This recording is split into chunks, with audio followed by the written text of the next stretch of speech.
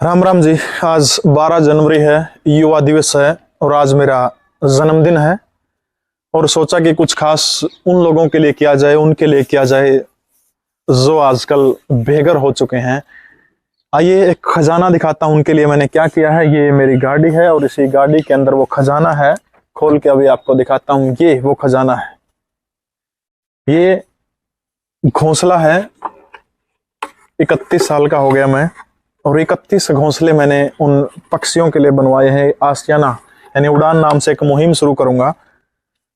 कोई भी आप में से यदि इस तरह के घोंसले लगाना चाहता तो इस पे शायद 200 रुपए का एक पड़ा है। ये तो आप भी ज्यादा से ज्यादा घोंसले लगाने का काम करिए। ये पूरे के पूरे आप घोंसले इस तरह से देख रहे हैं, काफी और आएंगे, अभी इनको रंग होना बाकी है। राम राम जी दोस्तों, आज जिंदगी का एक साल और कम हो गया। 31 वर्ष इस नश्वर संसार के अंदर जी लिए हैं। बहुत सारे ऐसे मौके आए हैं जिंदगी में जब जिंदगी एक तरह से यूं लगता था कि बिल्कुल चली गई है, लेकिन उसके बाद पता नहीं कहां से आप लोगों की दुआएं काम आई और दोबारा से फिर जिंदगी को एकदम पटड़ी के ऊपर ला दिया गया। दोस्तों, संघर्ष जिंदगी का दूसरा नाम है।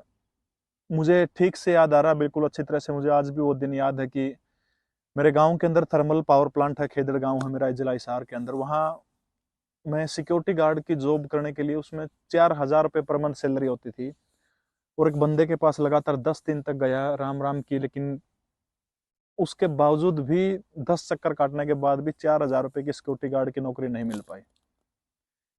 मैं शुक्रगुजार हूं कि उस बंदे ने मुझे जॉब ऑफर नहीं करवाई, क्योंकि मैं देखता हूं आज भी जब मैं सुबह सुबह ड्यूटी पे या फिर कहीं भी गाड़ी लेकर निकलता हूं तो पास में राम राम उससे हर रोज लगभग होती, क्योंकि मेरे घर से थोड़ी सी दूर पड़ता है। वो बंदा पास में मिलता है, वो आज भी उसी थर्मल पावर प्लांट के अंदर सिक्योरिटी गार्ड है।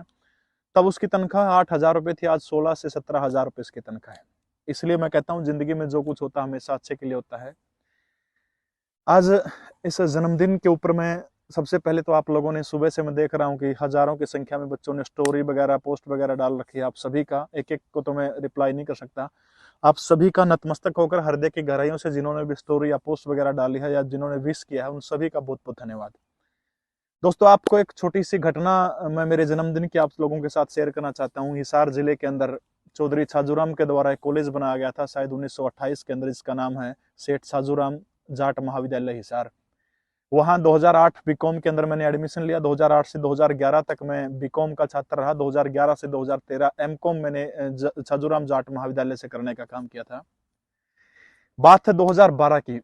एक्चुअली क्या होता था कि हमारी क्लास के अंदर किसी का भी बर्थडे होता है या किसी टीचर का जन्मदिन होता है, जैसे हमारे आदरणीय रणवीर सिंह हुड्डा सर जो रिटायर हो चुके हैं, रोहतक से हैं, वो हमें पढ़ाते थे। राजेश पुनिया सर, जिनकी मैडम चेतना पुनिया आज भी जाट कॉलेज के अंदर एसोसिएट प्रोफेसर हैं। मैडम सुजाता लंबोरिया, सीमा मेहता, तमाम ये हमारे टीचर्स होते थे। इनका भी जन्मदिन होता तो हम लोग सेलिब्रेट करते थे और सबसे आगे मैं ही रहता था, किसी का कोई केक लेके आना, कोई पार्टी करनी है।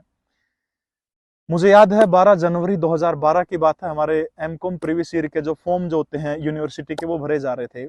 आमतौर पर क्या होता था कि सारे के सारे जो बालक हैं वो सभी एक दूसरे को 12 बजे ही, बर्थडे वाले जो दिन होता है, रात निकल होती थी उस दिन, सुबह सुबह 12 बजे रात को ही विश करते थे सारे के सारे। लेकिन 12 जनवरी 2012 को मुझे याद आता है, जाट कॉलेज के कमरा नंबर 46 के अंदर हमारी क्लास लगती थी और 54 बच्चे थे। एक भी बच्चे का सिंगल मैसेज नहीं आया उस दिन। या तो ये होता था कि लगभग 10 से 15 कॉल आती थी, 12 बजे 20-30 मैसेज आ जाते थे चाहने वालों के, लेकिन किसी भी क्लास के एक भी बंदे ने मेरे को विश नहीं किया।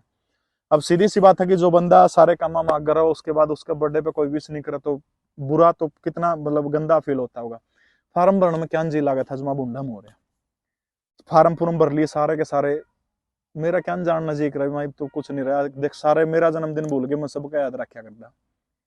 तब थोड़ी देर बाद जैसे चलने की तैयारी करने लगे तो मेरी क्लासमेट होती थी प्रतिमा यादव।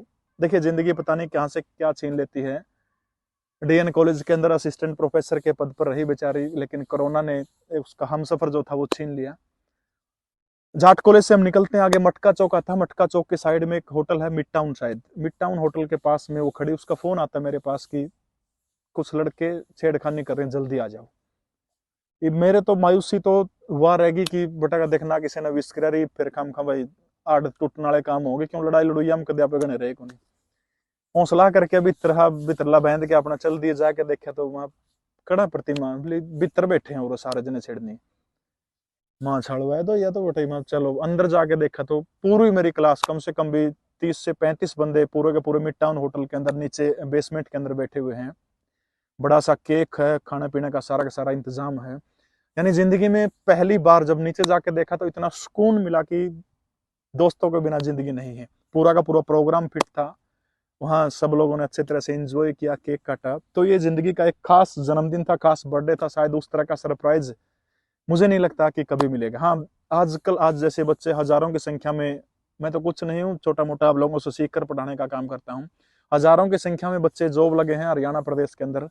बहुत बार ऐसा होता है जन्मदिन के मौके पर आकर सरप्राइज देते हैं बच्चे, कुछ उनकी भावना रहती है। लेकिन वो एक सरप्राइज मेरी जिंदगी का खास मौका था वो, क्योंकि दोस्तों के बिना जिंदगी नहीं है लगा। लेकिन आजकल सब कोई पता नहीं कौन कहाँ पे है, सब कोई बिछुड़ गए हैं, कोई पास में नहीं है, क्योंकि बहुत सारे कारण होते हैं चीजों के भी। तो दोस्तों, जन्मदिन को आपने इतना स्पेशल बनाया, इतनी सारी शुभकामनाएं आपने दी, तो इसके लिए आप सभी का मैं हृदय के गहरे से नतमस्तक होकर आपका बहुत बहुत धन्यवाद। ये जो घोंसले जो है आज लगने हैं 12 जनवरी को, ये घोंसले तैयार हो रहे हैं। देखो रंग का काम चल रहा है। ये हमारी टीम के कर्मठ सदस्य हैं भाई सुनील कुमार, टीम का सब तो सुतरा छोरा। थोड़ा जूम करके दिखाई दे उसने थोड़ा।